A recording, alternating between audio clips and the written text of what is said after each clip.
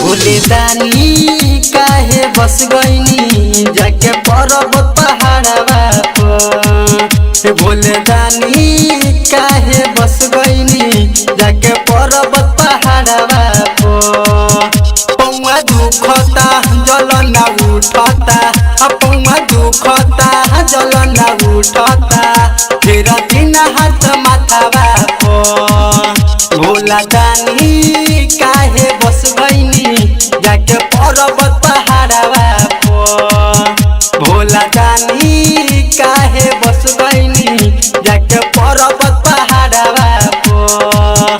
पौआ दुखता जल ना उठता, पौआ दुखता जल ना उठता, फिर दिन हाथ माथावा पर। भोला दानी काहे बस गईनी जाके पर्वत पहाड़वा पर। भोला दानी काहे बस गईनी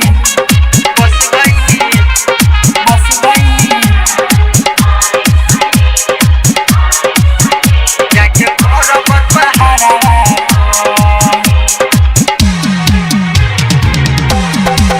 होने चल के जलावा छल के दहिया गिरेला, ओ कैसे चढ़ी ना बुझाता गोड़ावा पीरेला। होने चल के जलावा छल के दहिया गिरेला, ओ कैसे चढ़ी ना बुझाता गोड़ावा पीरेला। कार्तिक गणेश माता गौरा जी बाघावा पर।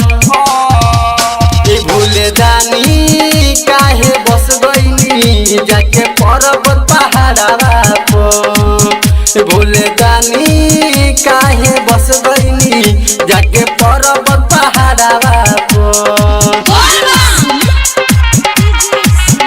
भोला दानी काहे बस गईनी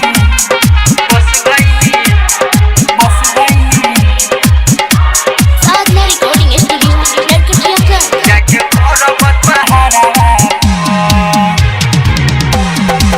बहुत दूर बाई हवा से राकेश कहेला, राइटर प्रीतम संगव मुसलिम के जलावा चढ़ेला।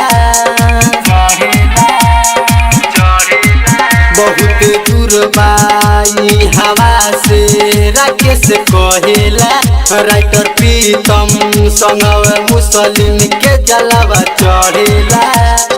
मारे लगावला की बज के शिखरवा पर।